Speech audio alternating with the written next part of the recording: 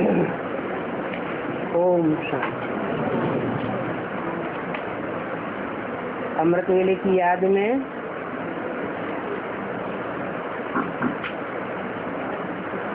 बाप दादा ने जो अनुभव सुनाए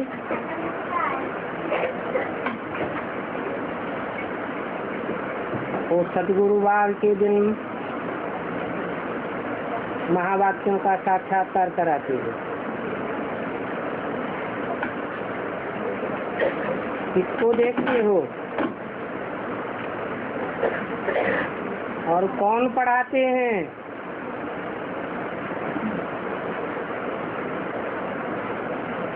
क्या पढ़ाने वाली ब्रह्मा की आत्मा है?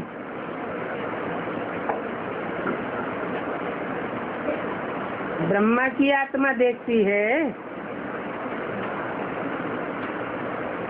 या ब्रह्मा की आत्मा पढ़ाती है? कौन सुनाता है और कौन पढ़ाते हैं?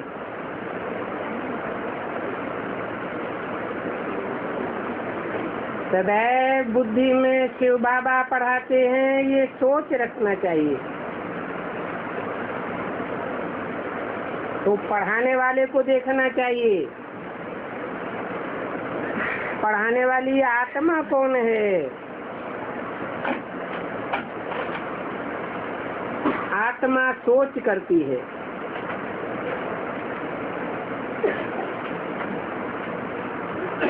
परंतु ये पढ़ाने वाला कौन है?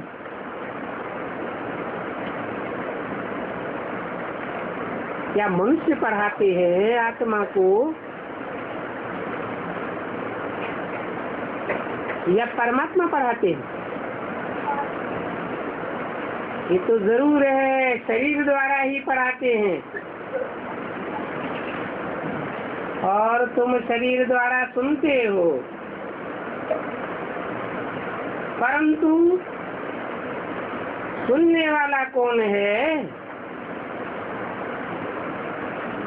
शरीर सुनता है या शरीर की आत्मा सुनती है?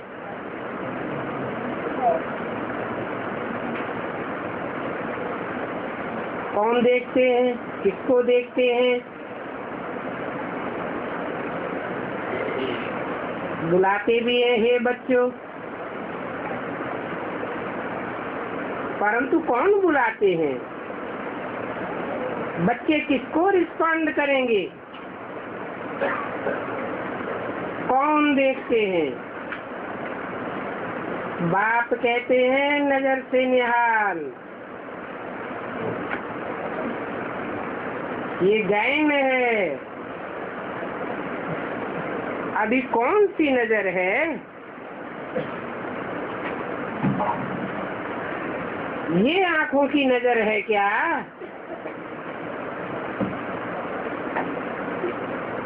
अभी संगम युग में आत्मा को नजर होती है ज्ञान की। तो ये सभी बातें सोच करनी है। बाप पुकारेंगे, ओ बेटे, तुम क्या कहेंगे? ओ बाबा। बाबा बच्चों को पढ़ाते हैं, बच्चे बाबा से पढ़ते हैं। ये कोई मामा काका चाचा आदि नहीं है। जिस्मानी तो कोई चीज नहीं है ना। शिव बाबा तुमसे पूछेंगे तुम कौन हो, तो तुम क्या जवाब देंगे? अभी गुरु और सतगुरु का अंतर तो बच्चों को मालूम पड़ गया। सतगुरु अकाल मूर्त हो गया। कौन हुआ? ब्रह्मा के तन से पूछा, बताया भी कि बच्चों को गुरु और सदगुरु का अंतर मालूम पड़ गया। गुरु ढेर के ढेर होते हैं, परंतु सब नंबरवार झूठे, और सत्य गुरु सिर्फ एक ही होता है। और वो अकाल मूर्त होता है। अकाल माने जिसको कोई काल खा न सके। फिर उसकी मूर्ति भी चाहिए जो सदगति कर सके। सदगति शरीर के द्वारा होती है या बिना शरीर के सदगति कही जाएगी? परम धाम में सदगति कहेंगे? नहीं कहेंगे। तो आत्माओं की शरीर के साथ सदगति होती है, तो कराने वाला भी कैसा चाहिए?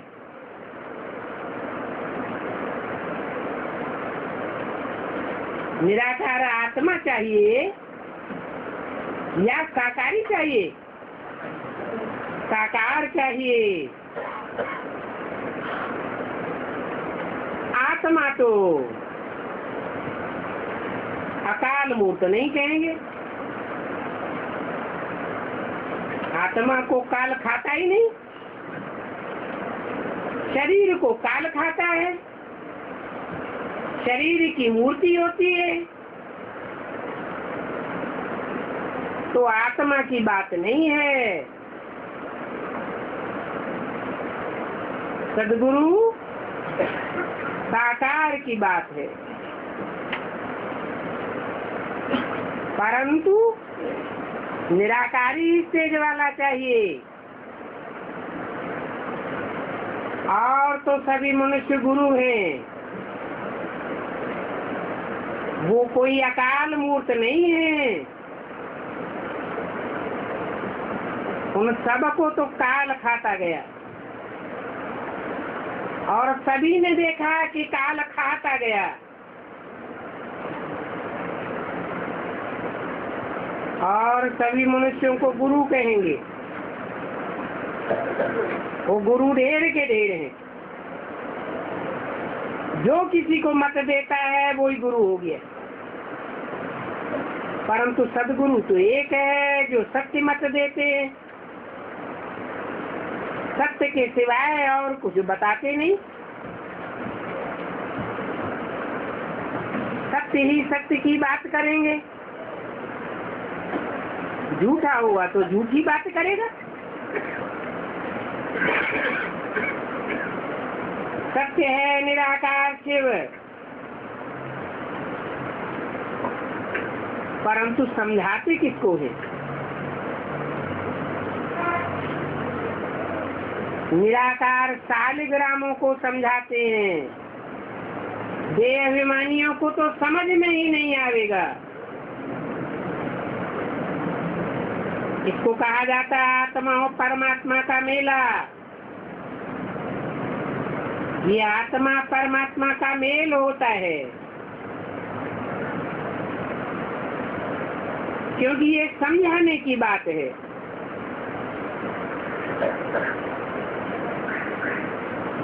आत्मा और परमात्मा का मेला जब मूल वतन में होता है तो वहाँ ये वातावरण नहीं होता है जो इस पुरुषोत्तम संगम युग पर है। इसको कहेंगे शिव बाबा पढ़ाते हैं, वो सभी का बाप है। तुम सभी मिल करके कहेंगे ओ बाबा।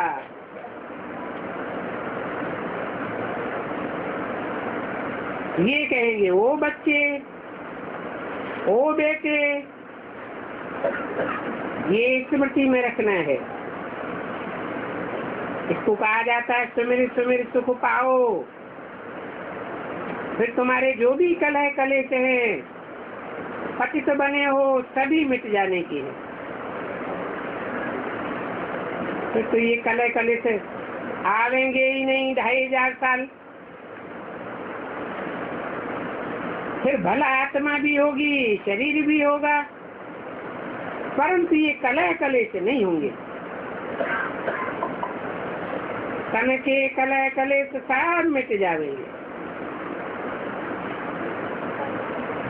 सतयुग के मनुष्यों को कहा ही जाता है देवता। देवताएं ऐसे बैठते हैं इसमें मुझना नहीं चाहिए, ये मंजिल है। अभी जो बात समझाते हैं, जब तुम धंधे धोरी में घर घाट में जाते हो तो अनेक प्रकार के मनुष्य देखते हैं, तो उनके देखने के वाइब्रेशन से ये समझ कम हो जाती है, उनके संग का रंग लग जाता है, प्रभाव पड़ जाता है। यहाँ बाप बच्चों को कितना अक्लमंद बनाते हैं, परंतु ये अक्लमंद बनाने वाला कौन है? आत्मा ही है, जिनको अपना शरीर नहीं है, परंतु शरीर द्वारा ही तो अक्लमंद बना देंगे। ये भी शरीर द्वारा बैठ करके सिखलाते हैं। ब्रह्मा कोई देने वाला दाता नहीं है, ये भी अंदर में कहते हैं बाबा। बाबा कहने से ही बहुत खुशी होनी चाहिए। बाबा से ही तुम विश्व के मालिक बनते हो, राज्य लेते हो। कल्प कल्प कितनी खुशी होनी चाहिए इस पढ़ाई से।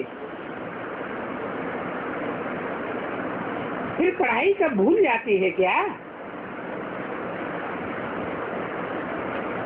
वो लोग पढ़ाई पढ़ते हैं तो दूसरे जन्म में दूसरे दर्जे में ट्रांसफर हो जाते हैं। इस पढ़ाई से तुम नई दुनिया में ट्रांसफर हो जाते हो। तुम जानते हो बाबा अमर लोग की कथा सुनाकर अमर बनाए रहे हैं। बात समझाते हैं, वहाँ काल नहीं खाता है, उसको अमर लोग कहा जाता है। बाबा कहते हैं तुम ऐसे समझो कि मैं आत्मा हूँ, मैं बाबा का बच्चा हूँ, मैं कोई ये जड़ शरीर नहीं हूँ। इस शरीर के ऊपर नाम बल पड़ता है, परंतु मैं आत्मा तो शिव बाबा का बच्चा हूँ।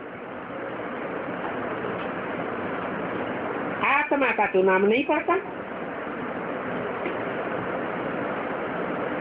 अभी हम बाबा से वर्षा लेते हैं, ये कोई भक्ति मार्ग नहीं है। एक है बाप और सभी है आत्माएं। यहाँ एक बाप मिलता है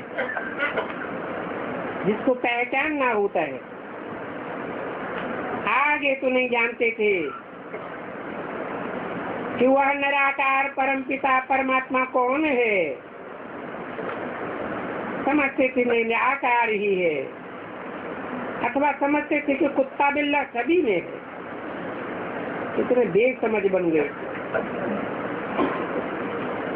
भक्ति मार्ग में सभी राजभाग गवाए दिए, जैसे कि मेरे चेप्स बन गए। अभी खींची से तुम गुलगुल बन रहे हो। पहले हम फूल थे, अभी ड्रामा अनुसार कांटे बन गए। फूल से कैसे कांटे बनते हो वो भी समझ होनी चाहिए। अभी संगम पर बैठे हो, फिर अपने देश में जाते हो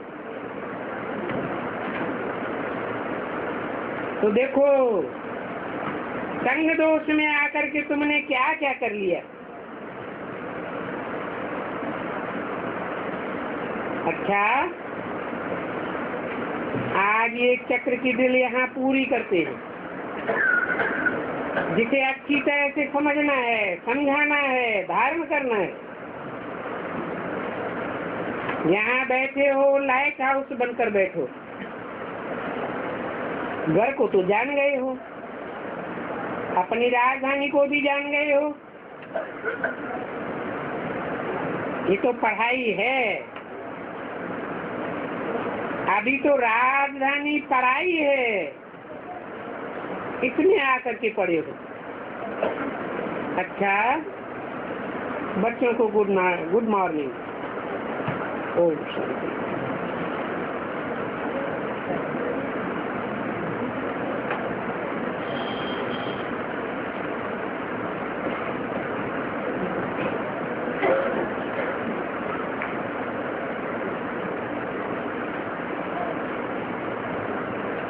छोटा सा रात्रि क्लास है।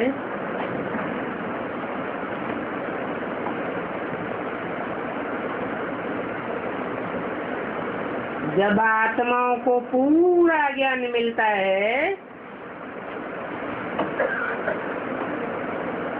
तो हम आत्माएं समझ जाती हैं कि हम पीसफुल है। प्रैक्टिकल में समझ आ जाती है और फिर कभी भी अशांत नहीं होती। कब तक अशांत होती रहती है? जब तक पूरा ज्ञान बुद्धि में नहीं बैठा है। यहाँ शरीर मिलने से साइलेंस से टाकी बन जाते हो। ये साइलेंस ड्रामा कब होता नहीं है।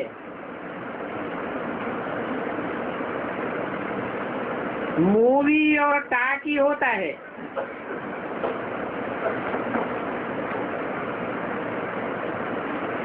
पूरा साइलेंस तो परमधाम में ही होता है। तो बच्चों को समझाया जाता है जास्ती आवाज न करो।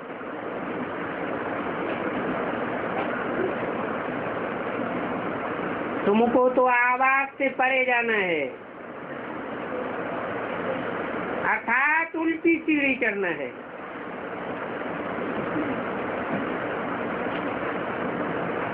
श्रीनाथ आदि द्वारे में जब भोजन बनाते हैं तो आवाज नहीं होता है।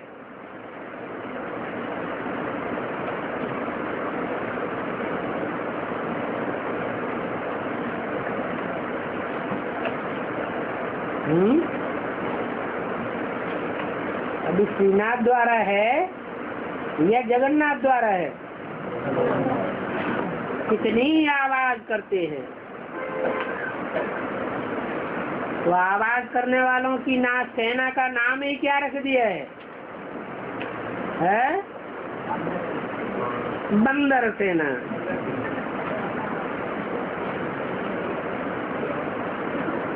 वहाँ सभी घी के माल मिलते हैं श्रीनाथ द्वारे में। असली प्योर घृत। घृत किसको कहा जाता है? याद को ही घृत कहा जाता है। विविचारी याद है तो घासलेट घी है, तेल है। और अब विविचारी याद है तो शुद्ध घृत के माल मिलते हैं। जगन्नाथ में फिर चावल ही चावल। इतना फर्क क्यों है? क्यों है ये फर्क? है?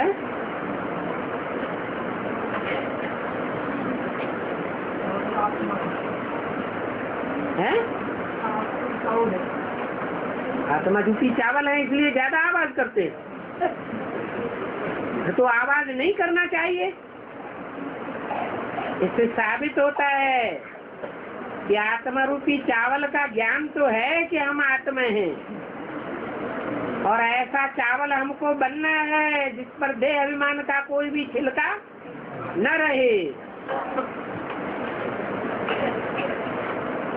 तो बच्चों को हल्का भोजन करना चाहिए। यहाँ भी बच्चों को समझाया जाता है हल्का भोजन, न बहुत ऊंचे और न बहुत नीचे।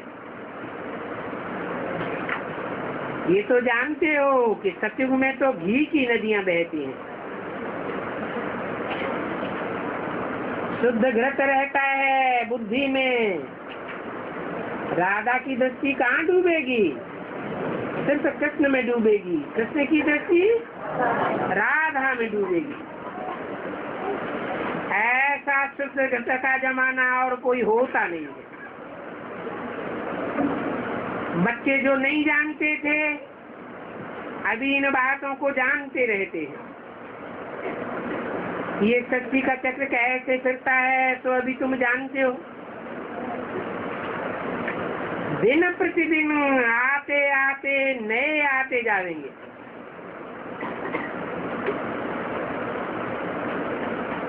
आने वाले अगर और धर्म के होंगे उनकी पहचान क्या होगी?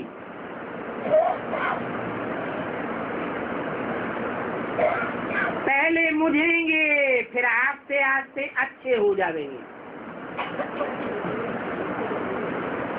अपने धर्म के होंगे तो आते ही उनको बुद्धि में सारी बातें टच हो जाएंगे, समझते जाएंगे। कई बच्चे ऐसे हैं जो फारकती या डाइवोर्स दे देते हैं।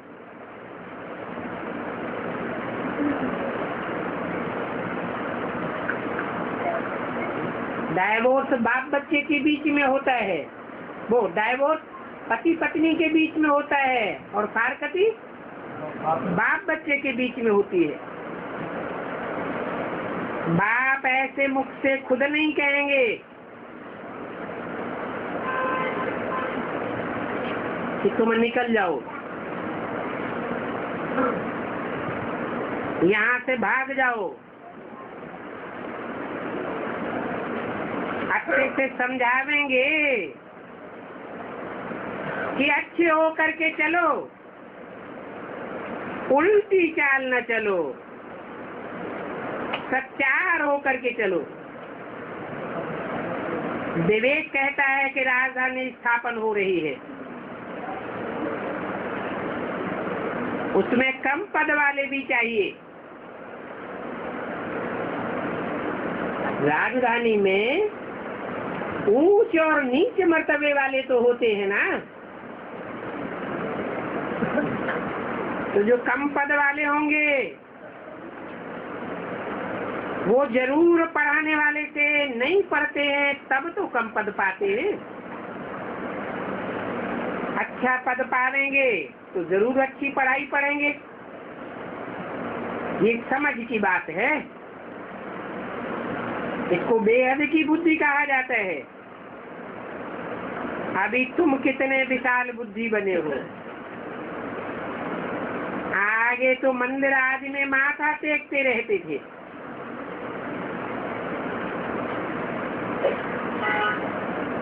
वहाँ तो जड़ मंदिर थे,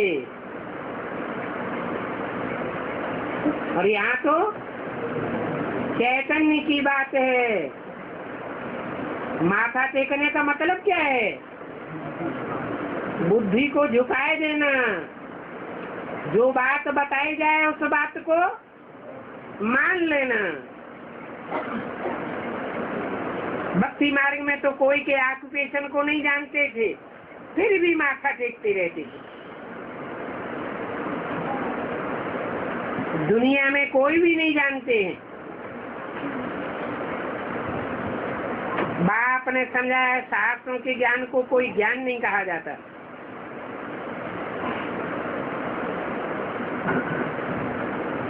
शास्त्रों का ज्ञान तो अनेक मनुष्य गुरुओं से आया है, और अनेक गुरु तो सब झूठे होते हैं।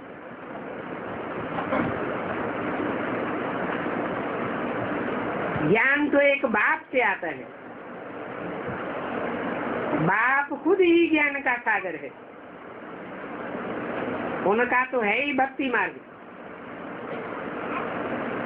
आगे ऐसे नहीं कहते थे ईश्वर सर्वव्यापी है। क्या वेद की ऋचा में भी लिखा हुआ है, हे भगवान पहले हम तुम्हें सर्वव्यापी नहीं मानते थे, अब मानते हैं। तो सतो प्रधान पहले थे या अब है? पहले सात्विक बुद्धि थी, तब सतो प्रधान बुद्धि होने के कारण भगवान को एक व्यापी मानते थे।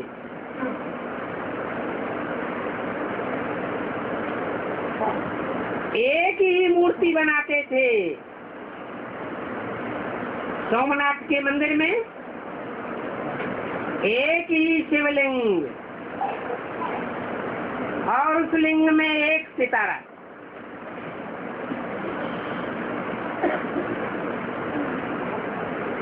और जड़ मूर्ति किसकी रहती थी? है? जिसको मोहम्मद गजनवी ने ले जा करके अपनी सीढ़ियों पर डाल दिया था उल्टा करके, वो कौन सी मूर्ति थी? है? शंकर की मूर्ति, एक ही मूर्ति थी जिसकी तुम पूजा करते थे।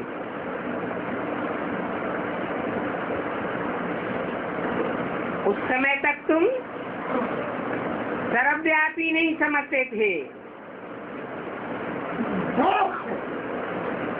ऐसे नहीं कहते थे कि ठिक्कर भिक्तर में है,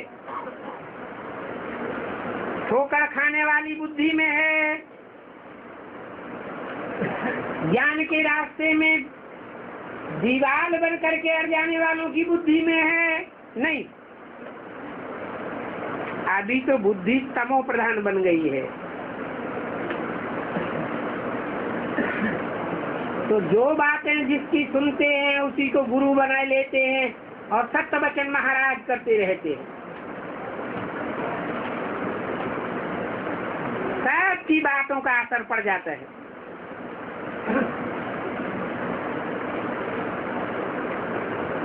सत्युग में देवी देवताएं पार्थ बुद्धि थे, अभी वो ही देवी देवताएं पत्थर बुद्धि बन गए। सबकी समझाने पर विश्वास कर लेते हैं, घर परिवार वालों की बातों पर भी विश्वास कर लेते हैं, मोहल्ले वालों की बातों पर भी विश्वास कर लेते हैं, समाज की बातों पर विश्वास करते हैं, गवर्नमेंट की बातों पर भी विश्वास कर लेते हैं। ये नहीं देखते कि सत्य बताने वाला एक ही है।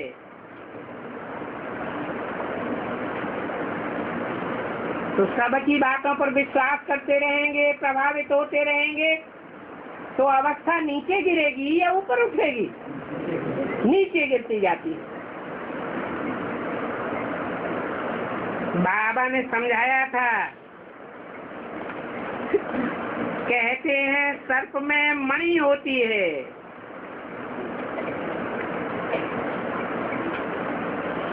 फिर उस पर बहुत कमाते हैं, परंतु ऐसे तो है नहीं।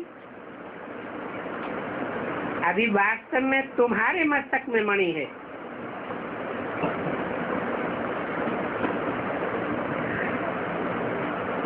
और ये मणि बड़ी वैल्यूबल है।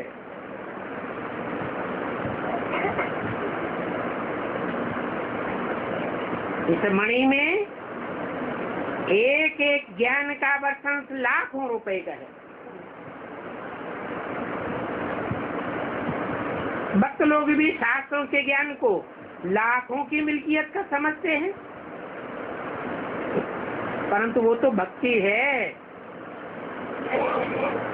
तुम ही सतयुग के मालिक थे, अभी फिर तुम सतयुग के मालिक बन रहे हो। शास्त्रों में देखो लड़ाई आदि कितनी दिखाई है,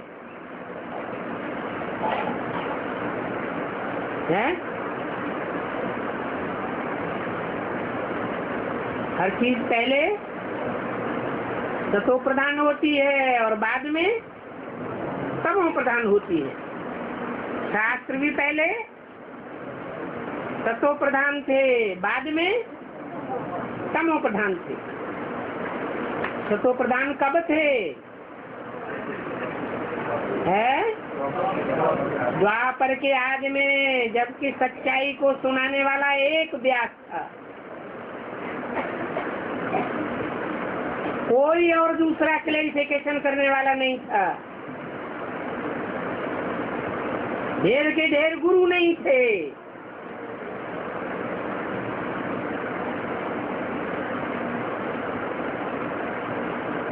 कहते हैं व्यास ने महाभारत लिखा।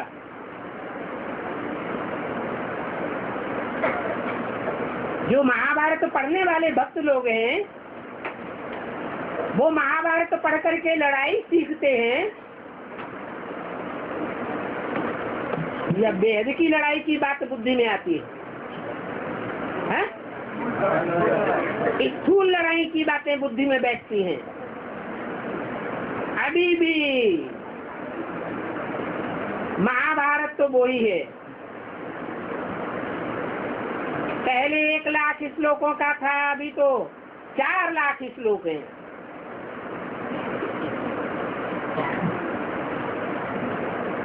तो जरूर मिस्टेटी की होगी, अर्थ का अनर्थ हो गया। पहले सतो प्रधान बुद्धि थे तो लड़ाई की बात नहीं थी। ज्ञान के बाण थे, ज्ञान की तलवार थी, अस्त्र शस्त्र ज्ञान के थे। अभी तो देहाभिमान आने के कारण तो लड़ाई दंगे की ही बातें बुद्धि में बैठ जाती हैं।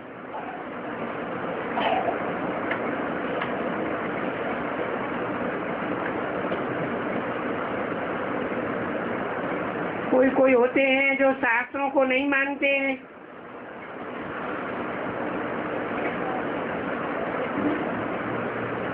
नास्तिक तो शास्त्रों को नहीं मानते हैं। तुम बच्चों को ज्ञान मिला है,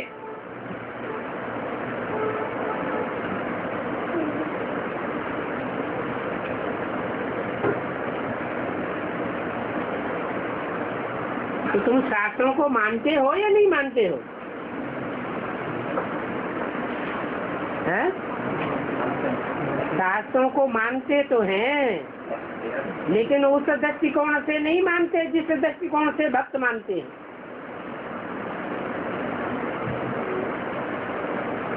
वो अधूरी नॉलेज वाले बी के लोग तो शास्त्रों को मानते भी नहीं।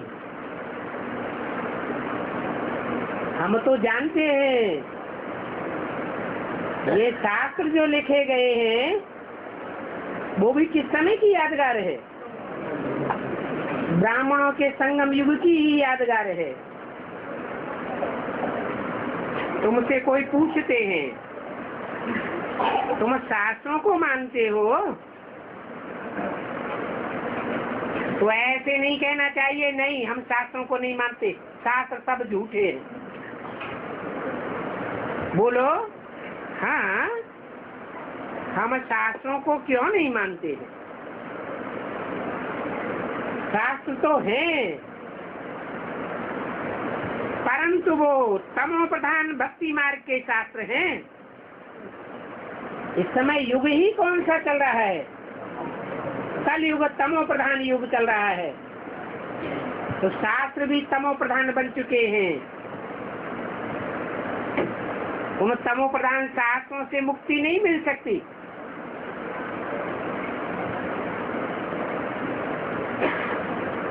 तो मूल बात को पकड़ना चाहिए। ओल्ड इज गोल्ड कहा जाता है।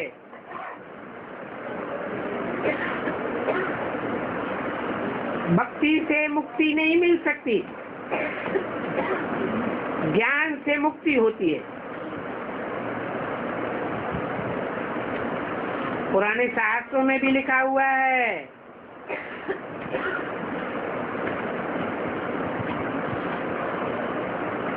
ऋते ज्ञानान्न मुक्ति, बिना ज्ञान के इस दुनिया के बंधनों से छुटकारा नहीं हो सकता।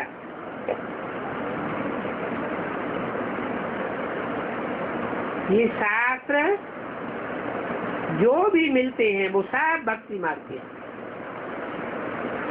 तो गुरु लोग शास्त्रों की अथॉरिटी हैं, कितने नाम रख देते हैं, टाइटल रखा लेते हैं, श्री श्री 108 जगत गुरु जी महाराज। अब जगत का गुरु है तो जगत गुरु में तो शक्ति चाहिए ना, जो सभी को पावन बनावे। पहले सुधार कहाँ से होता है?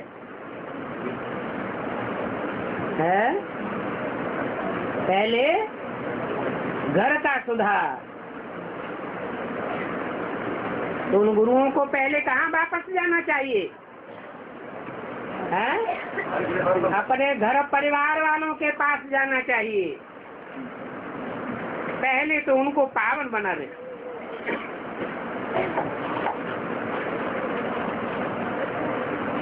परंतु वह तो एक ही बाप है, ऐसा गृहस्थी।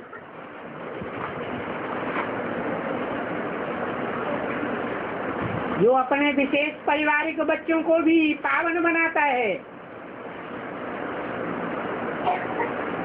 और सारी दुनिया को भी पावन बनाता है। बाप का विशेष परिवार कितनों का है? 16,108 में तो दास दासी बनने वाले भी हैं। बहुत नीचे गिरते हैं तो चांडाल भी बन पड़ते हैं। इसलिए मुरली में बोला है 16,000 की माला में आने से तो अच्छा है साहूकार बन जावे। बड़े बड़े महल मारियां अटारियां होते हैं साहूकारों को, और राजाओं महाराजाओं के साथ गद्दी नशीन होते हैं, ऊंची ऊंची कुर्सियों ओहदों पर बैठते हैं। राजाएं उनसे सहयोग लेते हैं राजधानी चलाने के लिए।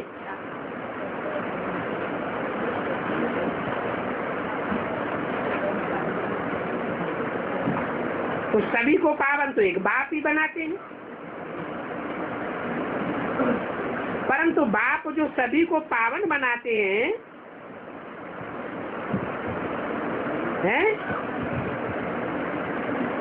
इसमें एक बात और भी है। क्या? ज्यादा झगड़े किस बात में होते हैं? एडवांस में और अधूरी नॉलेज उठाने वाले बीके वालों में जो ज्यादा झगड़ा है वो मूल किस बात का है? नहीं, गीता का भगवान का भी कोई झगड़ा नहीं चल रहा है। उनकी बुद्धि में भी नहीं है गीता का भगवान ये किसको समझते हैं।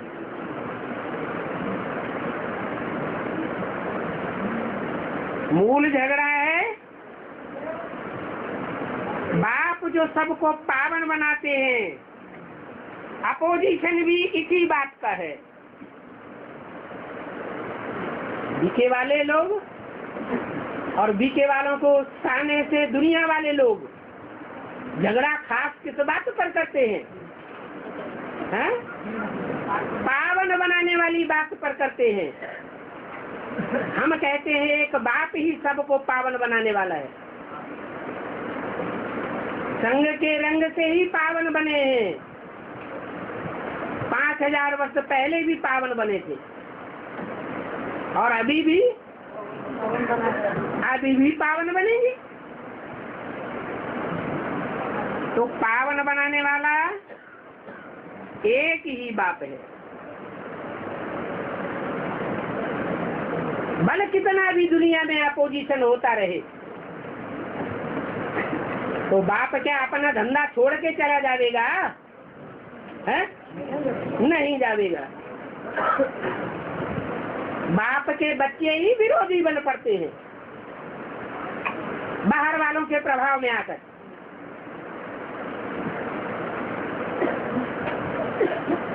शिवैया बाप के वोट को बहुत हिलाते हैं। क्या वोट कौन सी है? शिवैया बाप की है। मुकर्रर शरीर रूपी वोट जो है, जिसमें खिवैया बाप खेने के लिए बैठा है, इसे विषय वैतरणी नदी से पार ले जाने के लिए बैठा हुआ है, इस विषय सागर से पार ले जाने के लिए बैठा हुआ है। उस नवैया को अपोजिशन करने वाले क्या करते हैं? बहुत हिलाते हैं।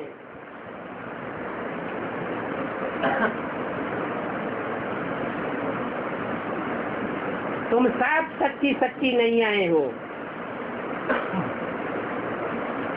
तुमको खेने वाला एक ही बाप खिवैया है। भक्ति मार्ग में अपन को नैया समझ करके पुकारते हैं, नैया मेरी पार लगाओ, परंतु अर्थ तो समझते ही नहीं है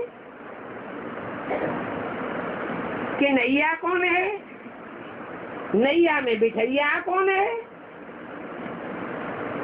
और नैया का खिवैया कौन है, और नैया कहाँ पड़ी हुई है? हैं? विषय सागर में, विषय वैतरणी नदी में बह रही है। गाते हैं नैया मेरी पार लगाओ। अभी मेरे बच्चे तो समझ गए हैं।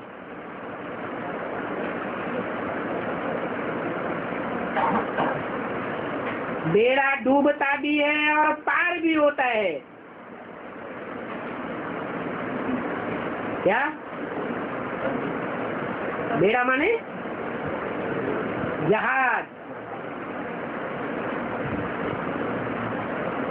डूबता भी है और पार भी होता है। बाप कहते हैं आखिरी में मैं पार ही कर देता हूँ, ऐसे नहीं डूब करके खलास हो जाता है।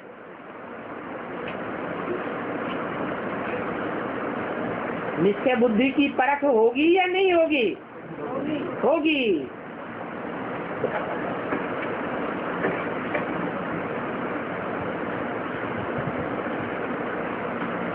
अर्जुन ने जो जयद्रथ को मारने की प्रतिज्ञा ली,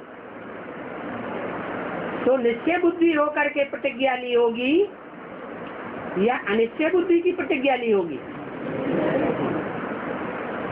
नहीं, के सामने भी सूरज डूब गया था, तो उसको क्या आ गया? अनिश्चय आ गया।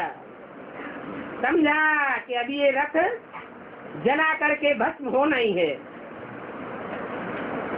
परंतु भगवान ने डूबने दिया क्या? ऐन में कोई पर बचा लिया। तो फिर बताओ कि डुबोने वाले कौन हैं? हैं? ये सिद्ध करके बताना है। क्या डुबोने वाले कौन हैं और डुबोने वालों में मुखिया कौन है?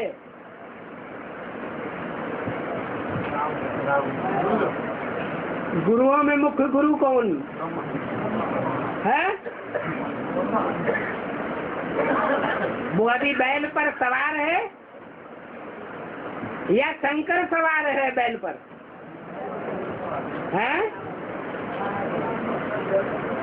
हैं? शंकर बैल पर सवार है। फिर तो अगर सवारी हो जाए ब्रह्मा रूपी बैल पर, फिर तो कंट्रोल में आ जाए, फिर तो गीता का भगवान कौन हो जाए? कौन हो जाए? शिव शंकर भोलेनाथ ही सिद्ध हो जाए। फिर तो कोई परीक्षा आने वाली नहीं है। तो बाप कहते हैं मैं बेड़ा पार करता हूँ।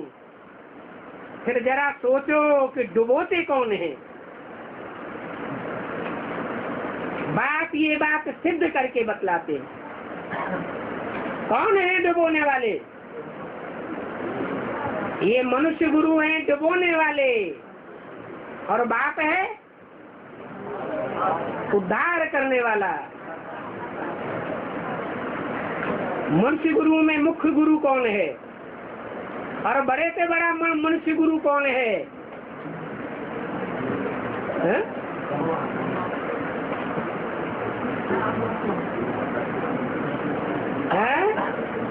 कोई अपोजिशन नहीं कर रहा है, हैं? क्या पहला गुरु माता होती है? माता मरी हुई होती है कि जिंदा होती है? सूक्ष्म शरीरधारी होती है या साकार शरीरधारी होती है? और माता एक को फॉलो करने वाली भारत माता होती है या जगत माता होती है? महाकाली होती है या महागौरी होती है? हैं? कोई कहता है महाकाली होती है।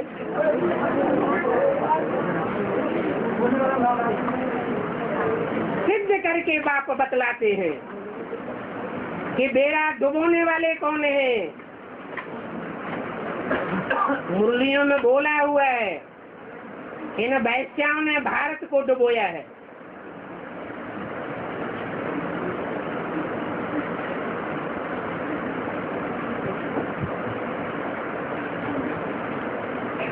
भारत माताएं भी हैं और विदेशियों से प्रभावित होने वाली भी हैं। अर्जुन को भी कहा है ना,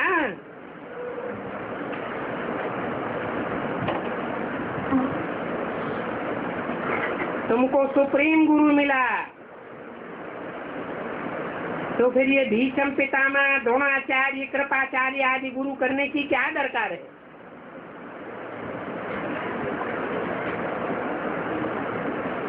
तुम बाप और रचना के आदि अंत को जान गए हो।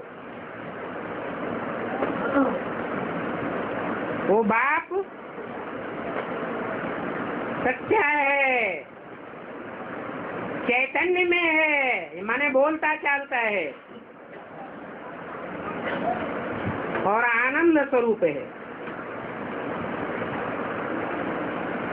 आत्मा चैतन्य है ना, तो बाप आनंद का सागर, सुख का सागर, फिर बच्चों को बरसा देते हैं। फिर बच्चों का पुरुषार्थ कम जास्ती होता है। रचयिता बाप नई सृष्टि रचते हैं। बाप कोई पुरानी सृष्टि तो नहीं रचेंगे ना, नई को पुरानी होना भी है, फिर पुरानी को नई बाप बनाते हैं। तो बाप आकर के पूरा समझाते हैं, ऐसे नहीं कि अधूरा बीच में ज्ञान छोड़ करके चले जावे। अभी बाप बच्चों पर और बच्चे बाप पर कुर्बान जाते हैं। बाप कह देते हैं अच्छी दुनिया है, अच्छी दुनिया को छोड़ दो। छी होने का भी ड्रामा में पार्ट जरूर है, परंतु ड्रामा प्लान अनुसार सत्युग आना ही है। अभी है पुरुषोत्तम संगम युग, फिर सत्युग आता है, सत्युग से त्रेता में आते हैं। उनको पुरुषोत्तम नहीं कहेंगे, क्यों? सत्युग से जो देवताएं त्रेता में आते हैं, तो सत्युग त्रेता के देवताओं को पुरुषोत्तम क्यों नहीं कहेंगे? हाँ, उस समय तो और ही नीचे गिरती जाती है आत्माएं, कलाएं कम होती जाती है। अभी तो तुम चढ़ती कला में हो, उत्तम से उत्तम पार्ट डिक्लेयर होते रहते हैं, बनते भी हो। सत्युग त्रेता में तो सीढ़ी नीचे उतरते जाते हैं। सत्युग में सूर्यवंशी, त्रेता में चंद्रवंशी। ये बात तुम बच्चों की सिवाय और कोई को समझ मिल न सके। बात समझाते हैं, ये डायनेस्टी है। Lakshmi Narayan ji first, Lakshmi Narayan ji second, Lakshmi Narayan ji third. तो देखो ये ड्रामा बना हुआ है। इस ड्रामा को बात ही पूरा जानते हैं। भक्ति मार्ग में भी ऐसे होता है। डायनेस्टीज बनती हैं, king Edward first, king Edward second, third, fourth. इसमें मुझने की बात नहीं है। बीती बातों को चितवो नहीं। जो बीत गया उनको जाकर के दूसरा पार्ट बजाना था। हर एक को अपना पार्ट बजाना है। रोने की तो दरकार ही नहीं है। अभी तो समय भी ऐसा होता जाता है, किसके किसके पीछे रोवेंगे।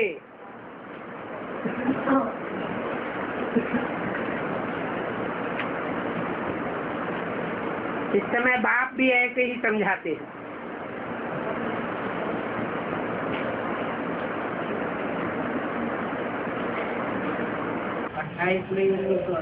रात्रि क्लास का दूसरा पेज। सतयुग में तो सुखी ही सुख होता है। अभी तो सुखी ही सुख नहीं हो सकता। क्यों है? अभी बाप मिला है तो सुखी ही सुख क्यों नहीं हो सकता? बाप तो सुख का सागर है। हाँ, अभी संगम युग है। अभी सुख और दुख का क्या है? संगम है।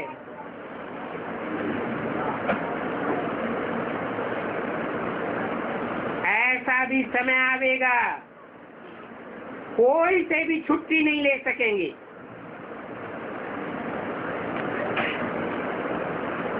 अचानक मौत आवेगा, बाकी आदि कुछ भी पहन नहीं सकेंगे। बुद्धि भी ऐसे कहती है, हम बाप के बच्चे पाठधारी हैं। पिछाड़ी में विनाश जरूर होना है। क्या कहा? ऐसे नहीं है दुनिया, ऐसे ही चलती चली आई है, ऐसे ही चलती रहेगी। कब विनाश होगा? हैं?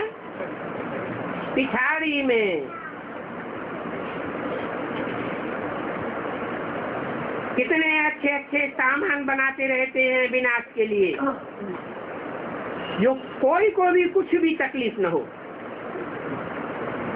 बहुत सुखाला मौत होता जाता है। हॉस्पिटल आदि की दरकार ही नहीं। वहाँ 2500 वर्ष 21 जन्म सर्जन होता ही नहीं। न कोई बैरिस्टर होगा, न कोई जज होगा। वहाँ बड़े से बड़ा जज है धर्मराज भी होगा ही नहीं। बच्चों को खुशी भी देते हैं, धैर्य भी देते हैं। धीरज धर मनुआ, धीरज धर। उन साहूकारों के लिए तो यहाँ ही स्वर्ग है। यहाँ राजाई के हकदार गरीब ही बनते हैं।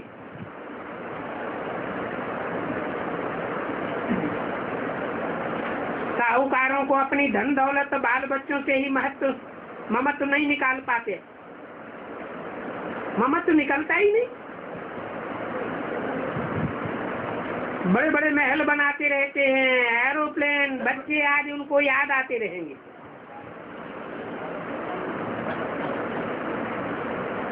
बड़े बड़े महलों, एरोप्लेन आदि का उनको वर्षा देंगे, याद आता रहेगा। वहाँ स्वर्ग की तो चीज ही और होगी। ये साइंसदान भी क्या करते हैं? देखो, एक हाथ निकाल करके दूसरा डाल देते हैं। फिर भी कितनी हिम्मत करते हैं। 5-6 मास जिंदगी चल पड़ती है, सदा काल तो नहीं चल सकती। ये आर्टिफिशियल चीजें हैं ना। ये भारत सचखंड था, पुराने को झूठखंड और नए को सचखंड कहा जाता है। वहाँ नई दुनिया में तो सभी कुछ नया होता है। यहाँ इस पुरानी दुनिया में नई चीजें होते हुए भी पुरानी बिगड़ चल न सके।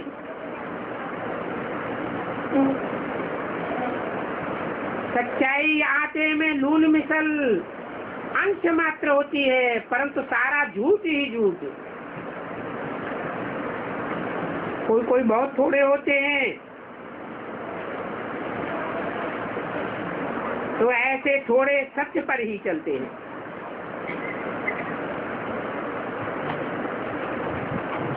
बच्चों के लिए भी गायन है, अतीन्द्रिय सुख गोप गोपियों से ही पूछो। बाप ज्ञान का सागर है, पवित्रता का सागर है। कहते हैं, हे बच्चों, अभी मैं आया हुआ हूँ, अभी तुमको पवित्र बनना पड़ेगा।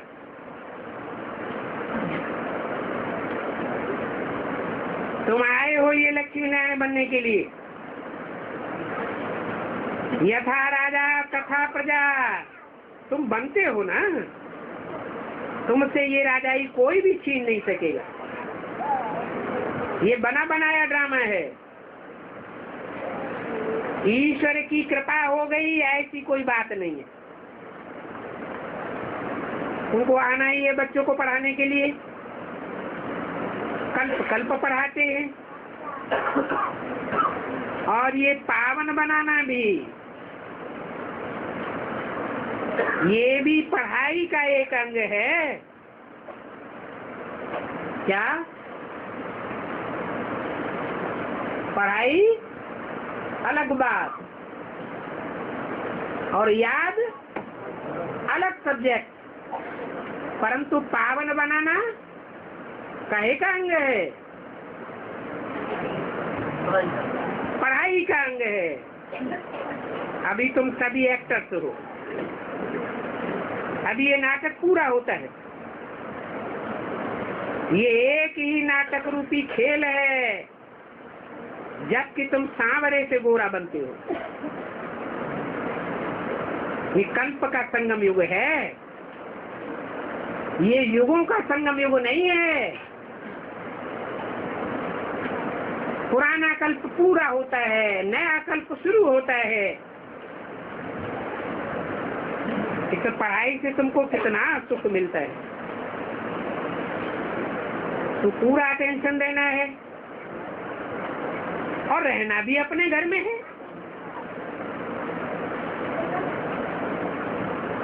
ऐसे नहीं समझना चाहिए कि कृष्ण ही ऊंचे ऊंचे है, उसको याद करने से हमारे पाप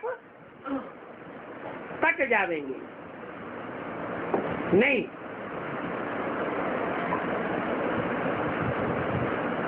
कृष्ण उर्फ ब्रह्मा को ऊंच समझने से कितना नुकसान हो जाता है।